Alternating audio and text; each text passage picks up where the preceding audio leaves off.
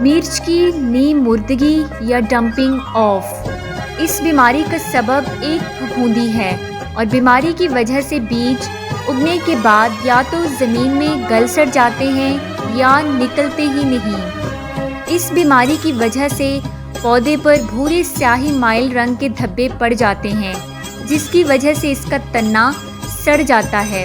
پھپھوندی زمین میں فصل کے بعد بھی زندہ رہتی ہے، جس کی وجہ سے آئندہ سال آنے والی فصل میں بھی بیماری پھیلنے کا خدشہ رہتا ہے۔